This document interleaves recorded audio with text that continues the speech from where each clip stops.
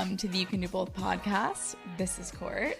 This is Ashley, and we're coming at you live from Boston on a drop day morning. Morning. It's a key word. We have something special for you.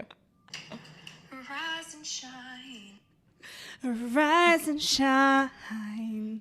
I'm going to leave that one up to you. Yeah, so we are trying out a morning recording session. So it is a Thursday where it's before work, and I personally am loving it so far. I'm getting there. Yeah, the coffee's setting it. The coffee's getting it. I literally had PTSD when back in college. I'm just overall, once I'm up, I can be a morning person, but getting myself out of bed, good luck. But Ashley and I used to go to workout classes together. And she would just scare the living shit out of me because she'd just wake up and she'd be like, all right, we're ready to go. Like, she's in the car in like 5 minutes. And like, if you were not in the car in 5 minutes, like, you're out of there. And so I have this PTSD of like jumping out of bed, like doing all these things, like, because I was so scared to like piss you off. Instilled so much fear. Instilled so much fear, but it was like instilled a fear from like your happiness. Oh, if that makes sense. No, that doesn't make sense. No, because it was so contrasting to how I was feeling. Yeah. But like I wanted to go to the workout class, so like your state of being forced me into that state of being when I didn't want to be a happy Courtney's early just morning scowling person. at me in the morning. Yeah. I remember I used to in the car I couldn't like talk. Like I literally didn't say a word and we sat in silence. I used to think you were mad at me or something when we'd wake up, you know, like our little sink area, we'd all be brushing our teeth, and I'm like, oh my God, I feel like Courtney like is like giving me looks in the morning. Like, did I do something? And then as we lived together, I was like, oh, this is her. Courtney needs her time in the morning. Yeah. Whereas me, I'm like in your face and I'm perfectly fine. Yeah. But anyways. Well, that's how I felt. And here we are. And I'm feeling much better now. Yes. Good. So happy to hear. I think we do have some updates for the crowd here. How was Chicago? Chicago was great. Such a fun city. I know you really like set it up and you set the bar high. I definitely think it lived up to the hype. It was just a cool like architectural city, which I had heard about, but we took like a river cruise and it was nice, or we hated in the moment because it was like a 10 a.m. cruise and we stayed out till like 3 a.m. at a club the night before. So it was, we didn't know if we were all going to make it, but we somehow did. And it was so much fun. Just like the city has so much history and it's like all so different. I wonder, does Boston have a cruise like that? They do have river cruises, but not like that. Yeah. Because I feel like a lot of our historic buildings, you would take like a bus tour. Yeah, or like you like walk around. Yeah. But anyhow, aside from the river cruise, the city was just gorgeous. All the food was amazing. There was like 16 of us traveling together. So it was such a big group. We definitely like ventured off and did our own things, but we were always in a group of like at least 8. And that was just fun to have a bunch of people, and it was like all of Matt's like rugby friends from back in the day and all of like their girlfriends' wives or fiancés, and everyone just got along so well. So it was a lot of fun. And then I would personally say a highlight was going to the Soho House in Chicago. I really wish we had a Soho in Boston. One day. They have to open one. Yeah. Here. In the next coming years, like the next like couple, like 2 to 3, I really hope that they do. But for those who don't know, I'm a part of like this program within Soho House called Cities Without Houses. And because Boston does not have a tangible house, my membership is a discounted rate and gives me access to any other house. And I'd honestly argue it's better like than just having a membership to one singular house. Because whenever I travel, like I immediately have a place to eat. I immediately have a place to stay if I want to. And just the vibes are elite. Like one floor, it's like a private movie theater. The next floor, it's like 2 different bars with pool tables and like bocce ball and like ping pong and just like, I don't know. There's always so much going on. Then the next floor is a rooftop pool and like a different restaurant.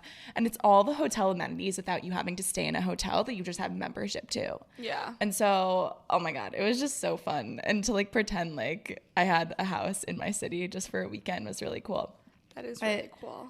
That was Chicago. It was really quick, and I was so happy that I got back on a Sunday afternoon.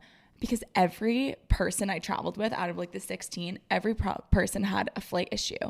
Didn't make it home till the next day, delayed X amount of hours. Like they couldn't get Ubers to the airport. Oh my God. Well, people I don't think realize that like you need to schedule Uber. I think I learned this in like my state of travel, but if you can schedule an Uber beforehand before an airport, you need to. Always, you need to. Matt's always like, I don't understand.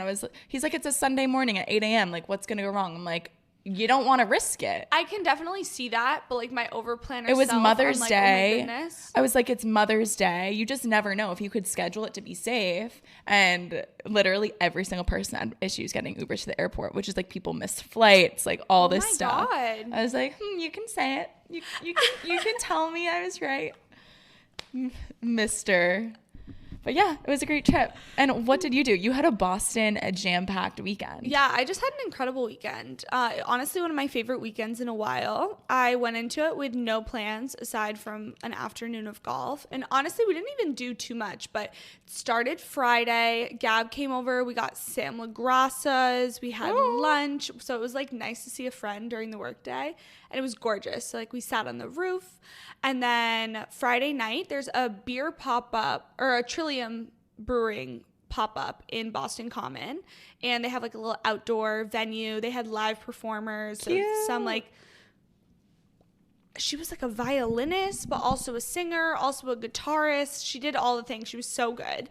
So we went there and then we ended up going to our first date spot, which we haven't been back. But it was nice because it was so gorgeous outside. We got to sit outside. So that was really nice. And then Saturday, just laid by the pool. It was honestly like a lazy weekend. Yeah. But I was just outside and doing things I wanted to do because I had no plans. So it was like, all right, what do we want to do right now? And there's such power in that. Yeah. Being like, all right, what are we feeling in this moment? Like we didn't plan anything. There's nothing that I'm like, oh, I already committed to this, but I'm not really feeling it. And then after getting fried by the pool, oh my God, my sunscreen. So jealous. I have this like circle right here in the middle of my chest that I must have missed with sunscreen. And now it's turning into a tan. But I just have a circle patch. I figured it was going to burn because it was bright red and like peel. It's not going away. Oh my God. Were you wearing like a bathing suit that had a hole in the middle? No, I think I just missed the sunscreen because of my chest indentation. Oh. Yeah. Well, that'll fade. It's the beginning of summer. I sure hope so. But my goal is I'm trying to lay by the pool as much as possible to get a tan. Yeah. I'm so sick of being pale and I don't want to have to self-tan all summer. So if I can start now, and hopefully by June I'm not looking translucent. Well, the fact that you have a pool to lay by is just iconic. I cannot wait to be using that hopefully this weekend because I need a base too because I'm going to freaking fry when I go to Florida next week. Yeah. And the Bahamas. Like the first time my skin's going to see sun is in Florida in the Bahamas. You need to put on so much sunscreen. Yeah. Like I'm so scared for my skin. My only complaint about the pool is that we stopped getting sun at like 1:30 because of the buildings, which is fine because I don't need to lay out by the pool all day. But it gets chilly maybe. Well, you just can't. You're in the shade after 1:30, 2 o'clock. So that's the only thing. But it kind of worked out for this day because then we golfed in the afternoon. Oh, and then started a gals golf league. So if you're interested, more to come. This past Tuesday, a little over a week ago when you're listening, me and 2 other ladies decided we were going to officially start the golf league.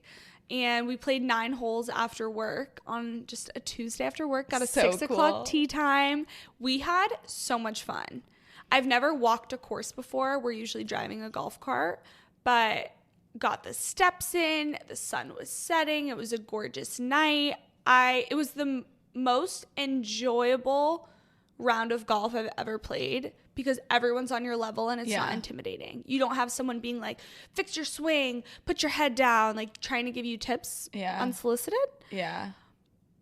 Yeah. So Soph said the same exact thing. I asked her how it was. She's like, Soph is so good. Yeah. Well, why am I not surprised? Her dad, they live on a golf course. So I'm pretty sure like she's golfed with her dad a bunch like growing up. And Mike, her boyfriend, also was a golfer. But she was telling me that like it's so easy when you're like with a guy or you with someone that you know golfs a lot to be like relying on them. Like, yes. Which club do I use? Like, am I doing this right? But it's like when you have the power to like do it yourself and you're all on the same level and like you're all trying to help each other out, it just makes the experience so much more enjoyable. And we honestly played better. Yeah, and that's what she said too. It was crazy. I cannot wait to join. I'm so excited for you to get your clubs up here. My clubs are coming with me back from Memorial Day weekend. So I'm hoping to golf with you guys on the 31st. Perfect. So I think our first event to, have everybody join in, we want to do a Granite Links driving range day. So if you're a little intimidated to just be like, yeah, sure, let me sign up for 9 holes and commit to that, DM us on Instagram. We'll publish out the date and we'll be like, hey, everybody, if you're interested, meet from 10 to 12 a.m. Saturday, and we're going to meet at Granite Links and hit some balls. Guys, picture it. All girls, because we need this is like a GNO, but better because it's an activity. Yes. It doesn't need to heavily rely on drinking. But if we want drinking involved, we got some cotters to share with you all. Absolutely. There's also a whole bar right behind Granite Links. Perfect. So it's just so nice. And you get a full city skyline view. You guys can look it up. Okay, let's do it. All right. I'm very excited. I can't wait to create a flyer during my workday today. Just kidding. That would lead to burnout. Okay, what a great transition. So today, as you can tell from the title of this episode, we are going to be talking about burnout and basically how to heal your burnout. Courtney's in the middle of her burnout. This is for Courtney. We're talking about my perpetual state of being. So that sucks for me, but it's self-inflicted. And we're going to talk about how to navigate that. Yes. So take everything we say with a grain of salt. No, but I think we both have different experiences with burnout per usual. Yeah. So I think people will relate to one or the other or somewhere in between, which will be great. Yes. Do you want to start with a definition? Yes. So I had AI write us a definition of burnout. Burnout is a state of emotional, physical, and mental exhaustion caused by excessive and prolonged stress. It occurs when you feel overwhelmed, emotionally drained, and unable to meet constant demands. So it's basically just when there's a lot going on, you're so stressed out about it, and you can't you're constantly chasing those to-dos, and you can't get on the other side of them. Yeah. To just be happy and enjoy and relax. Yeah. And a lot of this sometimes is work-related, but it can also be if you're in this social era of your life where you're going out and you're in an era of just saying yes to everything. And then it's like, oh, maybe you're going to hit a point where you're like, holy shit, I haven't gotten good quality of sleep in so long. When was the last time I ate a healthy meal? When was the last time I read a book or did a self-care routine? Because you're so in the midst or in the certain era of just being social. It could be related to solely different areas of your life, but it could also be a mix of everything. Burnout, it's not something that you can just snap your fingers and it's gone. You kind of have to work your way out of it. Yes. And so hopefully after this episode, like you'll take away like some tips of like how to cope, how to get through it, heal yourself from it, and hopefully try to prevent things like this from happening forward. Yes. But it's kind of crazy. Like, I think it's something when we posted this, I was like literally mid mental breakdown and I put an Instagram story up and I was like, I just feel like I can't catch a break. And it's like all things that I'm excited about. So it's like, yes, the podcast taking me away from X, Y, and Z, but I love the podcast and that's what is fueling me. And I'm letting it trickle into other areas of my life because I love it so much, you know? Yeah. But it takes away from maybe some other things that I have to do as well. And so when I put that up, the influx of people being like, please do an episode about this, it just made me feel like I wasn't alone and that like, I don't know, like I'm no different. And like there are ways to relate and get through it with other people. So hopefully this is that for you. 100%. Okay, so before we get into our tips on how to heal from burnout, the first thing is you got to realize that this is not your current state of being is not okay, and that these are signs of burnout. So we're just going to list off a few. And if you're listening and you're like, wait, I actually have 1, 2, 3, 4, 5 of those things, well, maybe reflect and listen to this episode, and you might be in a state of burnout. Yeah. So first is like perpetual exhaustion. I think that's a very obvious one. Next is like little motivation and passion for things that you typically love. So think of like working out, for example. Maybe that's something that typically you love to do, but now you haven't had the time for, or now when you go to the gym, you're completely uninspired. You don't know what to do because you've been out of that groove for so long. Also, resentment for things that you love. So if you are such a social being and you're going out, and usually you love to go to concerts, you love to grab dinner with friends, and now you're kind of have a cynical look at that, and you're saying, oh my God, I have to go socialize tonight. I have to go out. I committed to these plans. And same goes for work. If you're starting to resent work, I know when we get into the podcast and we're over our head trying to balance everything, we tend to kind of talk negatively about it when it's so not true. I know. We're like, oh, we have to do this, as opposed to like, oh my God, I'm so excited to record an episode. Exactly. Totally. And then honestly, the resentment of it comes from the fact that you have like 5,000 other things to be doing. Exactly. So it's not even like relating to the actual event or thing. It's that your mind is 5,000 other places. Yep. And then maybe one of the last ones that I'll share is you always have a list of to-dos on your mind. Before my mental breakdown last week, I was telling Matt, which is like really sad. I don't remember the last time I just like sat on a couch and like didn't have like 10,000 things that I like needed to do in my head that I was consumed by.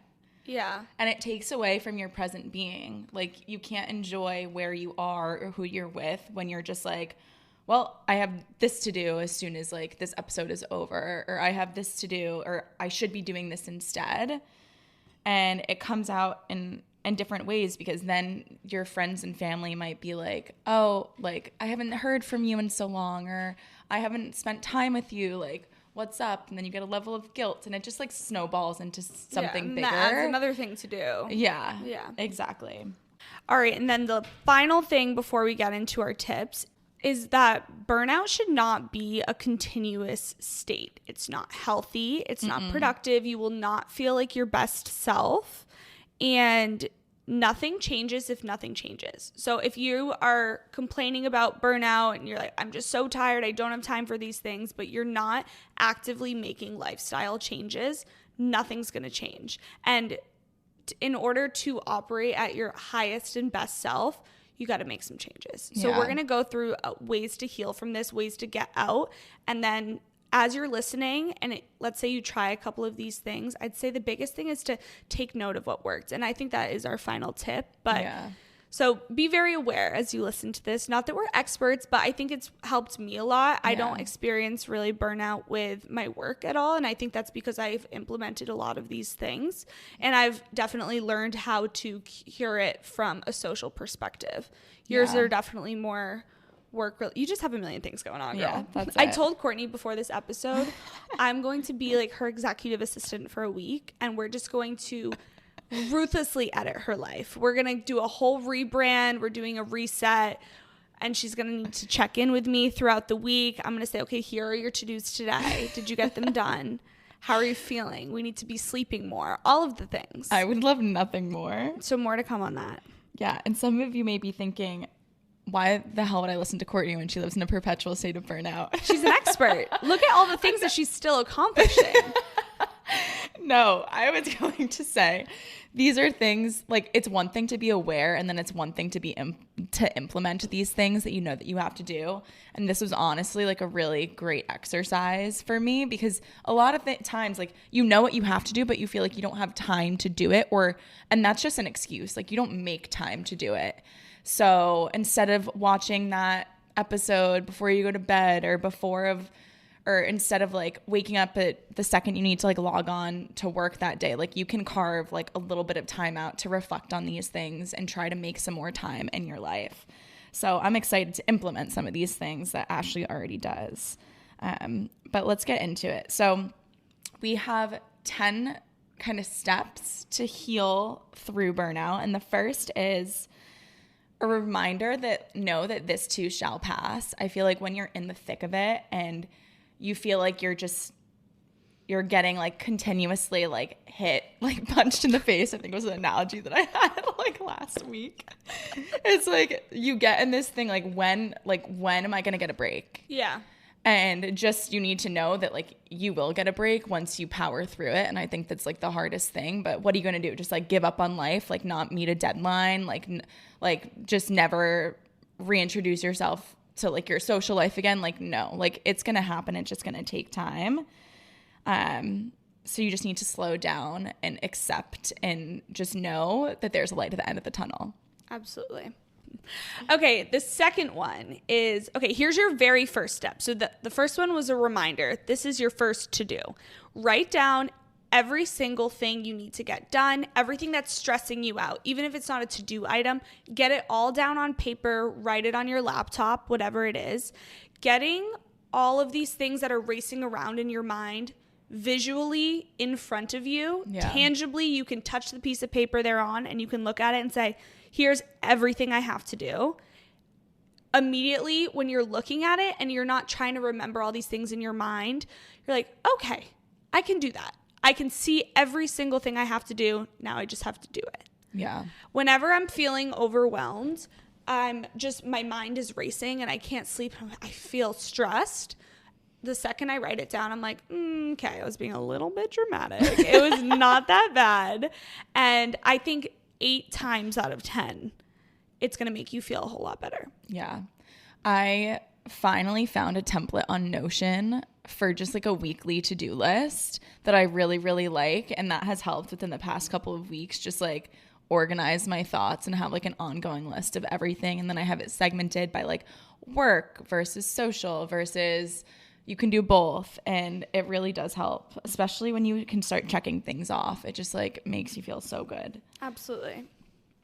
Okay, next is what I personally need the most help with, and that is like prioritizing your to-do list.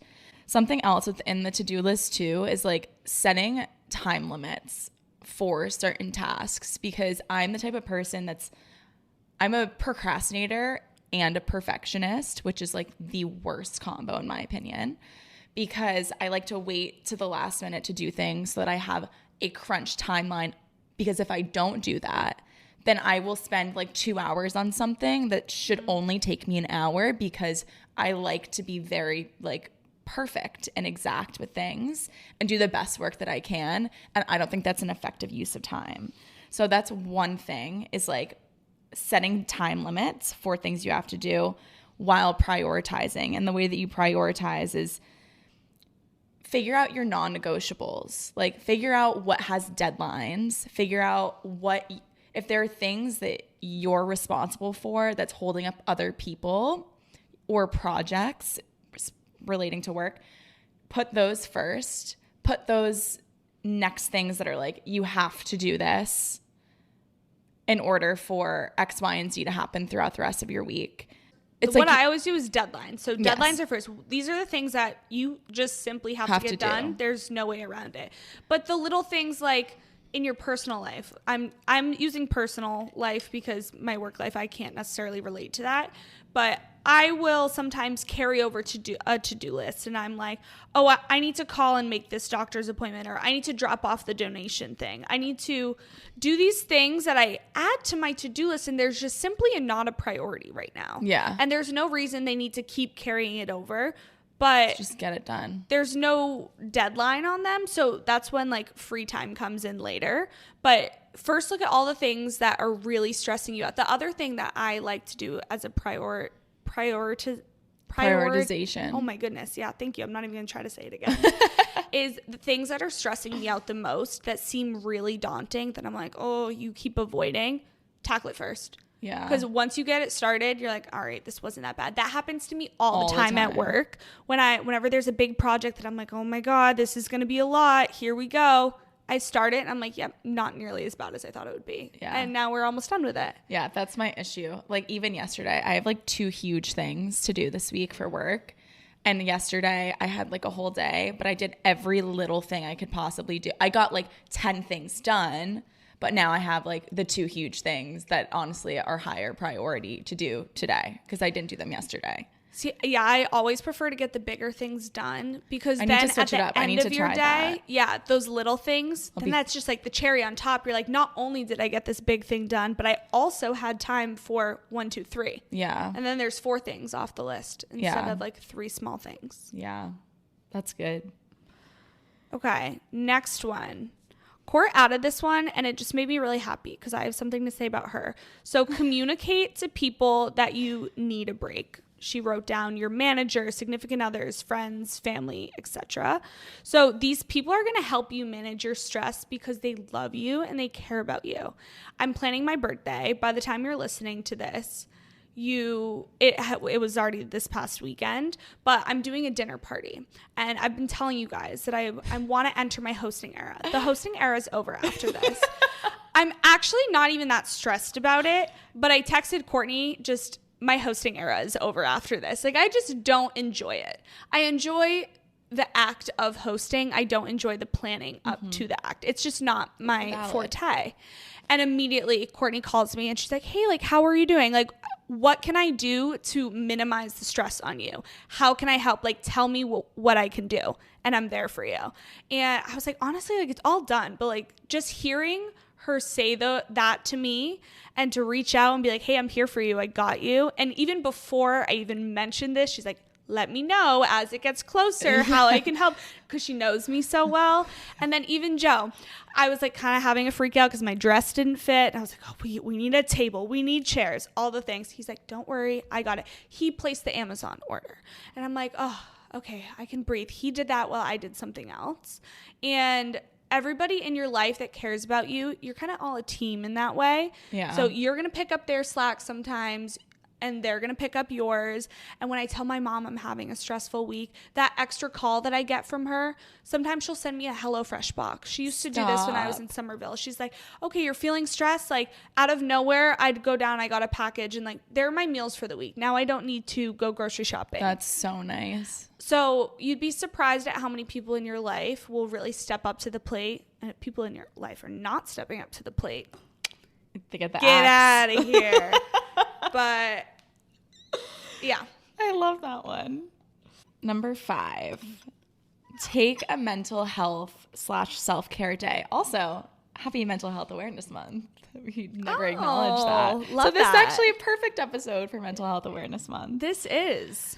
But what we mean by that is schedule time for yourself, intentionally set time aside to do the things that make you feel like you're getting rest and that brings you happiness, because this is often what falls off. And I think that's an indicator of like, oh my goodness, I'm burnt out. Like, when have I had a second to go to the gym? When have I had a second to cook myself a nice meal or sit down in silence and read? Like, I think that to me is something that is an indicator that's like, oh shit, like I haven't stopped.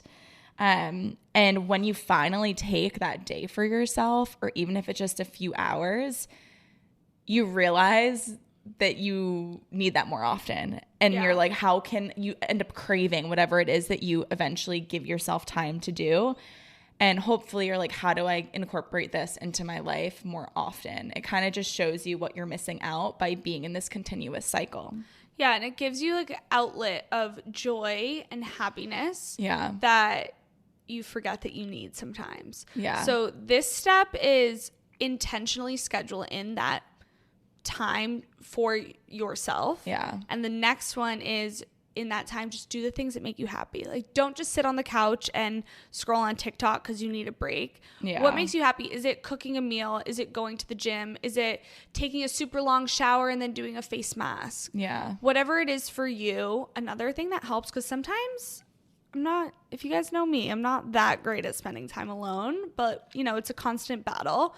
I had a note in my notes app that was like things I love, like go-to self-care activities. And sometimes your brain just blanks and you're like, what do I even like to do? I don't know what I want to do right now. Having a place that you can go and just read all these activities and then you pick one. It's just kind of easier. You know, it takes the weight off of it. That's instead really of fun. putting the pressure on to do the most self-care day ever. It's like, no, just do something that makes you happy. One more thing I want to say. I've been listening to some self-care podcasts, more like productivity, whatever. Yeah. And they say whenever you feel happiness or joy, write down what that moment was. So if you brought somebody coffee and you're like, oh my God, that felt really good, write it down. Because sometimes you forget what actually does bring you joy. Like maybe going to the gym, you think it's like, oh yeah, that's going to bring me joy. But are you really pumped up and super happy after that? Maybe not. But so I'm going to start doing that, because sometimes I'm like, I don't even know what I like to do, what I like to spend my money on. Because I'm entering a financial era, but that's for another time. And yeah, so just writing them down. It seems silly, but I think there's some benefits to that. I'll report back. I love that. That also reminds me of this practice. I think we might have talked about it in the self-confidence episode, but if not, this is just something that I hear like inspirational people share all the time on podcasts. It's like, write down the things that bring you joy and label that as like your ideal state, because that brings you the feeling that you should want to feel most of your life. And then write down like the actual state. We actually like talked about this. I believe it was the that Melissa episode. Wood health episode. So it's like, write down everything that you do in a day to day, identify what brings you stress versus what brings you joy, and then write down all the things, like that list that maybe you don't sit down and write it all at one time, but as you go through life, things that bring you joy. And then you try to close that gap and make sure that it's as narrow as it possibly can be, so that you actually feel good in your day to day.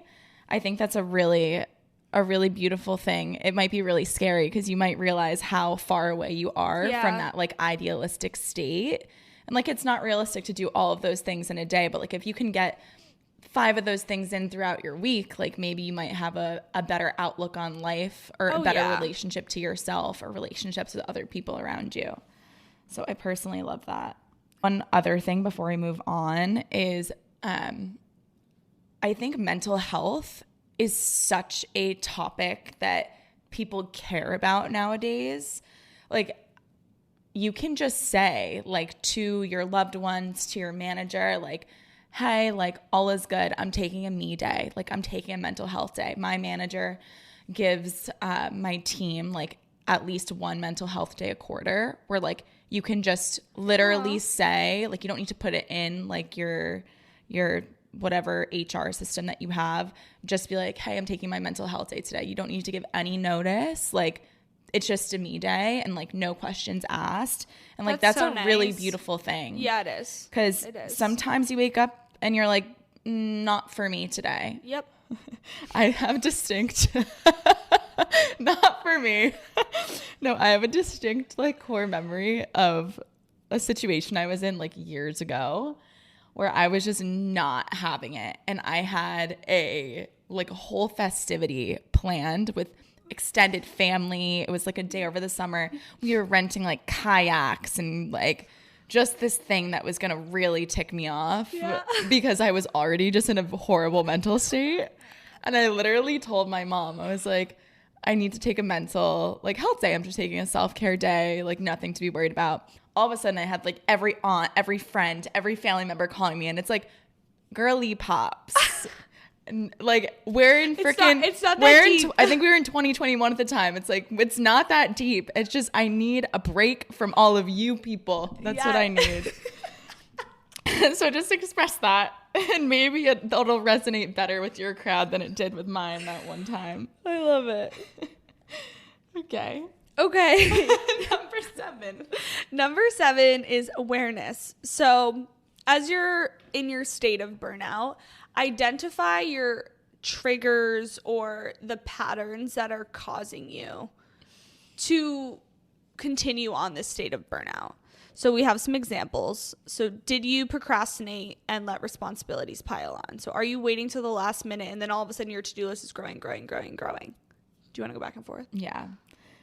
Have you been saying yes to everything? And I think this is like a catch-22. This is the problem that I catch myself in all the time. Because a lot of my burnout is self-inflicted, because it's like, of course I want to record a podcast episode this week so that we can release one next week. Of course I want to help this coworker out on something because it's going to help me in my performance review. Of course I want to say yes to this travel opportunity that's coming up. Of course I want to be a part of the Soho committee and have a quarterly meeting. But then some weeks, all of a sudden it feels like everything's happening at once. And it's like, oh my God, maybe I said yes to these things in individual instances, or like just the thought of it. And then you don't realize it till you're in the thick of it. Like, holy shit, like this is a lot of stuff. Yeah. And so like, for example, last week was a week that just I had so much going on, but it's not always like that. So that's when I got on an Instagram story and was like, I need help. You just need to know that it too shall pass. And even if it's self-inflicted and it's a good thing, like sometimes it's okay to like say no to an individual thing, even if it's something that you love. Like this week we were like, you know what, it's going to be way too much for us to try to pump out an episode to release. So we decided to record. As long as you're open to communicating and accepting that you need to say no to something sometimes in order to bring your best self to X, Y, and Z, then that's what you need to do. Definitely. And I think if you're scared to say no to things, you just need to remind yourself that you're not going to be operating at your best self. Yeah. So maybe saying yes to that social event, but are you going to be a drag? Are you going to like really want to be there? Are you going to be contributing to the fun, the life of the party? Probably not. If we were to try to squeeze in an episode after you had a travel day, I was up in New Hampshire, we were both running around, it wouldn't have been quality. No. We would have been stressed. We would have had a bad attitude going into it. And so, yeah. I'm laughing because that was me at the club in Chicago. Bad attitude, wasn't drinking, didn't want to be there. Oh my God. But it wasn't just me. It was like all the girlfriends. We just simply didn't want to go. Like these freaking 30-plus-year-old men were trying to relive like their glory days and go to like an electronic club. Electronic EDM music. You guys know the vibe. But it was like the type of music that like didn't have fucking lyrics to it. It was just like and I'm like, for why are we buying a table to go to this thing that, and then they encouraged all the girls to go because it's like, oh well, we need females at a table, and it's like, no you don't. Like, no, you don't. But it was just funny because, like, we were all being exactly that. We did not bring our best selves. We were sitting with we were having a good time, just us two, but we were literally living in misery. Yeah. Or that's us so four funny. or whatever. But it's so true. It's like, y'all would like it better if we were home. So why are we here right now? Literally. So then some other kind of signs or triggers and patterns are you allowing distractions throughout your day? When you're supposed to be working on work, do you let a text derail you and take you to another place? Do you have too many meetings on your calendar so that you can't actually get legit work done? Are you skipping the gym too many days in a row? So now you're forming this new habit that's now adding to your to-do list, and then you have guilt on top of all of your other things that you need to get done. Have you not been allowing yourself to get good sleep every day because you're staying up late, scrolling on TikTok, trying to squeeze in other deadlines when realistically you're not getting them done very well to the best of your ability? Number 8, change your environment to aid new habits. So this goes back to Ash's first point of if you don't change anything, then nothing's going to change. And I think environment is that almost like the easiest one to change. I feel like sometimes you don't realize that you're even in burnout until you change your routine / environment and you're doing something. Maybe you finally had a chance to go outside and you're like, oh wait, why don't I get outside more? Oh wait, because I have 5,000 things to do. And environment can really help you separate the different areas of your life. So an issue that I have is like I still work from home, unlike a lot of people. A lot of people now go into the office at least a couple of days a week. And I'm still working from the place that I eat, sleep, work, chill out. Everything's in one place. So it's very easy for different things to all mesh together. Yeah. So changing your environment, create a separation between work and play. Rearrange furniture to get like a different feng shui. You do this particularly all the time. This is like my favorite thing to do. I did this all the time when I lived not with Joe, when I had my own room and I could change it every single day if I wanted to. Yeah. If you are feeling, so let's take working from home, for example. If you're like, oh, I just am in this cycle, like, I don't know, like I need to switch up. Literally move your desk to a different wall. Yeah. That next day when you go to sit down at your desk, you're gonna be like, oh, like this is new. I'm staring at something new. The TV that's usually to my right is now behind me. Mm-hmm. I'm getting more light in my eyes in the morning, which is good. It feels good. It wakes me up. I have more motivation. So that's one. Changing furniture, super easy. Take 10 minutes to do it tonight and you'll feel like you're reborn again. It's amazing. And then another one is identify where you're the most energetic. So for me, I am the most energetic in the morning. I wake up and I'm like, all right, I'm motivated, I'm fresh, I'm ready to go. Yeah. So your more taxing to-dos that are going to take a lot of energy and effort away from you, schedule those for the morning. Maybe you're noticing that you have a pattern of, okay, in the morning, I'm just going to like get all these things done because they're quick and easy. But then by the afternoon, that's not when you're feeling the most motivated. Yeah.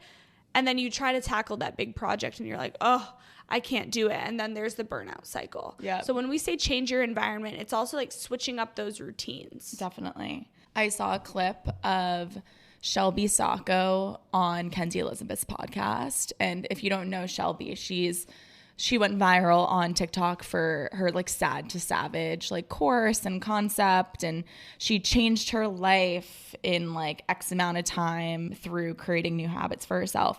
And she was talking in this clip about willpower and how you have the most willpower in the beginning of your day. And as time goes on, you have less willpower and like the things that you need to get done should be the first thing in the morning.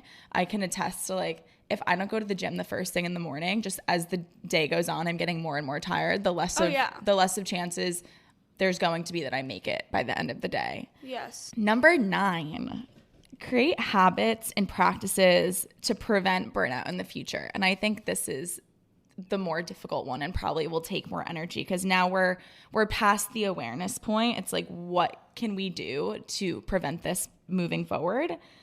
And also a disclaimer that like you can't always prevent things because a lot of things are out of your control. Like I mentioned earlier, like last week was just a crazy week for no apparent reason. But there are some practices to like make your experience maybe a little bit easier. So going back to what Ashley said and identifying what makes you happy or what makes you stress and writing everything down.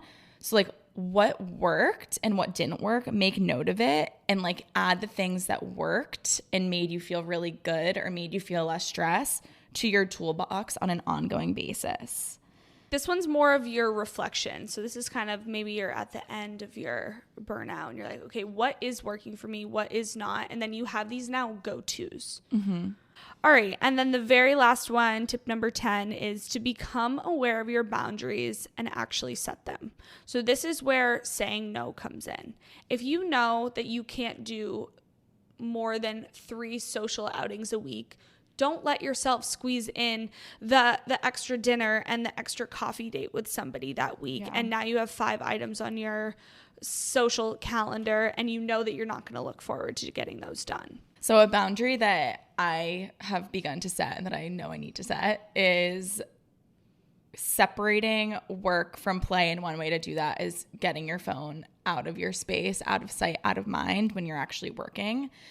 Allowing yourself to complete a task with no distractions is something that's easier said than done, but you can like aid that. So whether it be your computer's outside from the area of your bedroom so you don't feel obligated to like sit on the bed and chill out and get a little less like professional, or put your phone in a different room so like you can't have access to it and that's a reward that you can then use it after you complete X, Y, and Z. I'm like getting so motivated. I want to come up with a full agenda for you.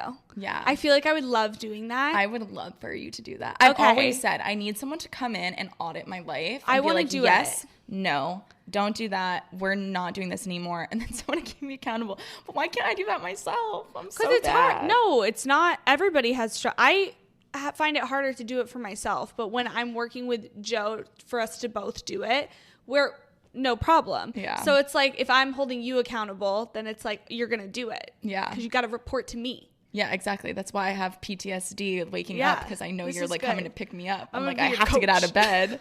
I'm like, holy shit. And Matt's like, I've never seen you get out of bed so fast. I'm like, you don't understand. You don't understand. That was this morning? Yeah. Terrifying. Unfortunately, I love that. Let's see. Are there other ones?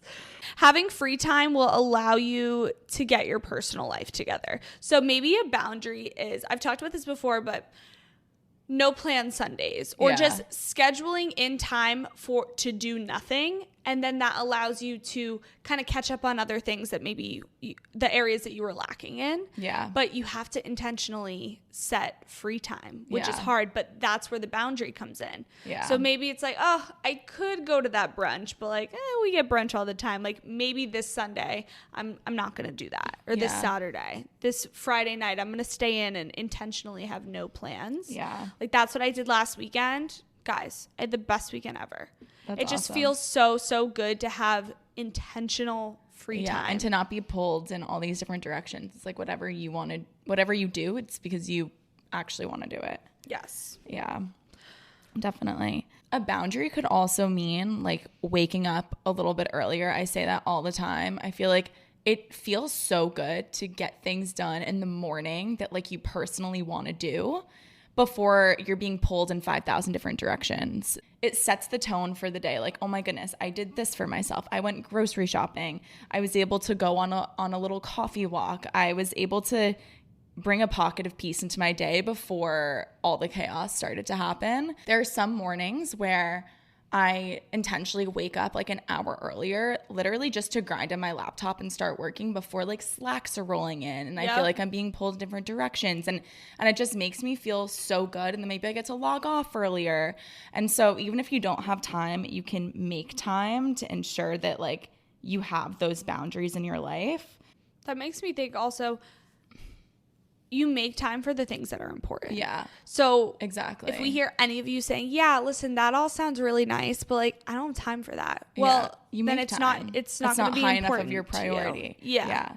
And then that triggers kind of a whole other thing. So it's like, if you want to wake up earlier, you need to be getting good quality of sleep or a good amount of sleep. So it starts with your night routine. You like need to get to bed earlier. So there's like a trickle effect. I feel like there's a whole auditing that needs to happen of your entire day, your entire week, your entire life.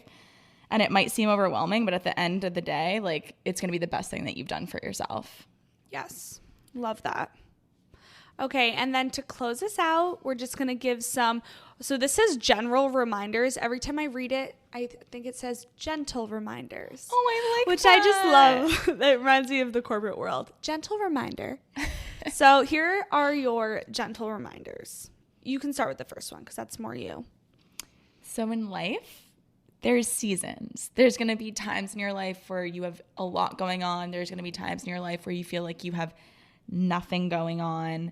And even if you're burnt out from good things that have just piled up, like your emotions and feelings are valid, and you just need to take time for yourself to slow down. Similar to how we started the episode, there's a light at the end of the tunnel. You just need to have faith that you're going to get there and power through, and know that there's going to be time where maybe you wish you had a little bit more going on because there's a slower point in your life.